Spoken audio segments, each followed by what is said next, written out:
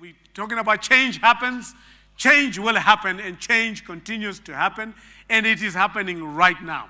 And today we talk about reboot and reset our values. Along the seasons, along the time, along the years, there is a couple of treacherous thieves that came in, and let me tell you who the thieves are. It is the devil. The enemy came, Matthew chapter 13. The enemy came and swapped the value systems in our midst. And so we value the things we shouldn't value, and we have not valued the things we should value. Instead of stealing anything, they changed the cost of everything. They tagged the wrong prices. Hard to believe it shouldn't be. We see the same thing happening in our everyday. We have a value system that is distorted, my friends. There is a problem. If we want our communities, if we want our families, if we want individuals, if we want at a national level, there is a value system that has been distorted and messed around. The values that are on the things that we used to value are very cheap. Life is gone too valueless in our time. We see the most valuable things in our lives peddled for pennies, and we see the cheapest go for billions. Something is gone wrong, my friends. Something is terribly gone wrong. You have destroyed a whole life. You are likely to get the same sentence if you stole a cow. Something is gone wrong. That is the measure of society that you see. Now, when you say, but it's legal, it's my right, it's what? No, it's a value system that is gone a cake.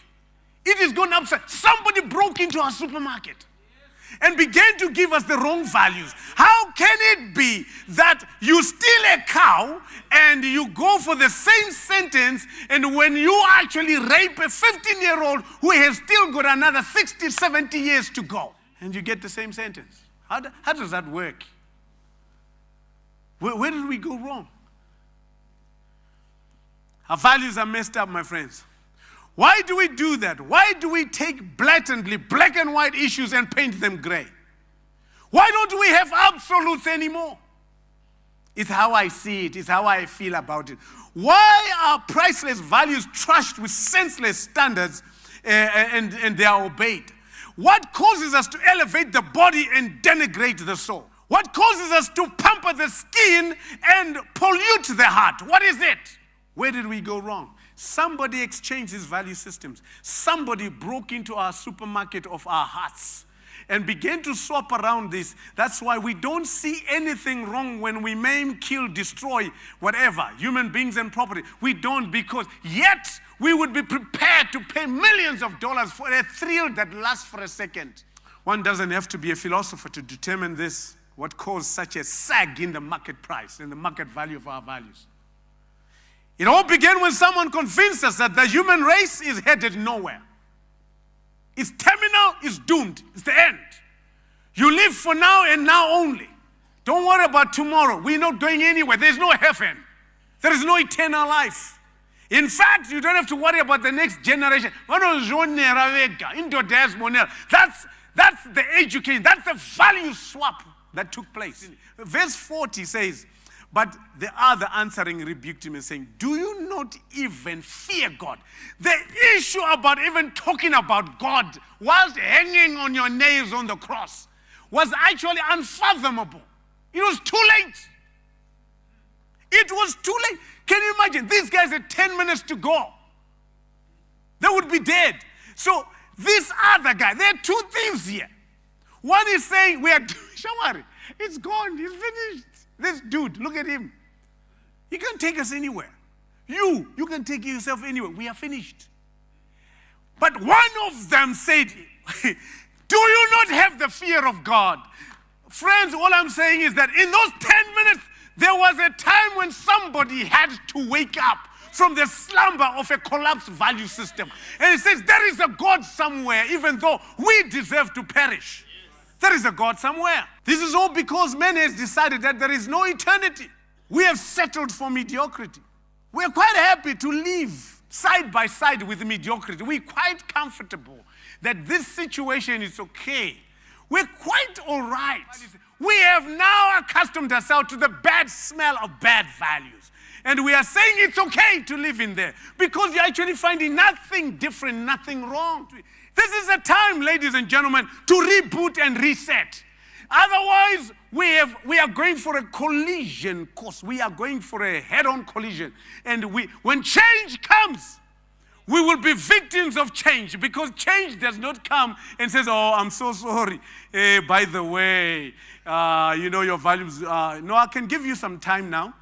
You know, even in the last 10 minutes of your life, change would be coming and you can choose to be a victim or to become a victor in that last 10 minutes. 2 thieves, 2 thugs. One of them chose and said, guess what? We've got 10 minutes to go, my friend. But I've just figured out something has just hit my mind and my spirit. And here's what it is. If a man has no duty or destiny, the next logical step is that man has no value. If man has no future, he isn't worth much. He is worth, in fact, about as much as a tree or a rock. There is no reason to be here. Therefore, there is no value. Galatians chapter 6, verse 6 to 10 says, let him who is taught the word share in all good things with him who teaches. Do not be deceived. God is not mocked. For whatever a man sows, that he will also reap. For he who sows it to his flesh will of the flesh reap corruption. But he who sows of the Spirit will of the Spirit reap everlasting life. And let us not grow weary while doing good. For in due season we shall reap if we do not lose heart. Therefore, as we have opportunity, let us do good to all, especially to those who are of the household of the faith. The value system has decided to award and reward things that are of no eternal value. Nothing. So the things that have eternal value today, you will find that people gravitate towards them. Does it really work? Right there, hanging on the cross. That was the debate between these 2 people, 2 thieves. It's never too late. If anyone was ever worthless, this guy or these 2 guys on the cross. If any man ever deserved dying, this man or these 2 other men deserved to die. If any fellow was a loser, it was this fella who was on the cross and is asking Jesus. And he says, don't you fear God?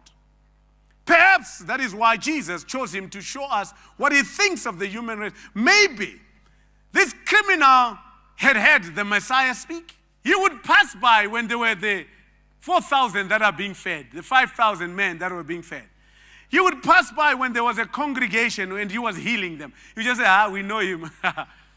He would do all sorts of things. He had heard this man speak. Perhaps, I'm saying. It would be unlikely that he didn't, because he was convicted at some point. Maybe he had seen him love the lowly, the brokenhearted. Maybe he had watched him dine with the punks of the day. And they would say, look, here goes a drunkard. Here goes a glutton. Here goes a friend of the sinners. Maybe he had seen him, dine and wine with the pickpocketers. Maybe he had been playing around with the streetwise. Or maybe not. Maybe the only thing he knew about this Messiah was that he now saw a beaten, slashed, nail-suspended preacher. His face red with blood. His bones shaking and squeaking because they had been trampled on. His flesh was torn. His lungs were gasping for air. And he's as desperate as he is. How come this guy can call himself God? Why is he worse than us at this point in time? He knew that this guy had not done anything wrong. Something, though, told him that he had never been in better company ever. There was a kairos moment. There was a connection with eternity. His spirit was crying out for eternity. 10 minutes to go. And somehow he realized that even though all he had was prayer, he had finally met the one whom he should pray to. And there were 2 of them there. One is saying, give it up, give it up, give it up. This is too late. And he says, look, let me have a quiet conversation. I've got 10 minutes. He says, this is my own imagination now. Would you put a good word for me? And Jesus said, what good word? I know you are God. I've got 10 minutes to go, but I know I deserve to just die. But I'm in the presence of the Almighty. I'm in the presence of the Creator.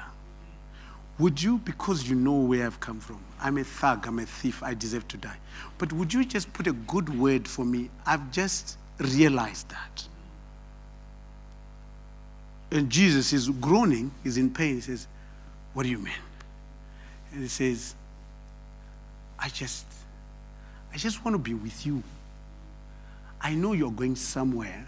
And the other guy is listening. He says, he's somewhere. You guys.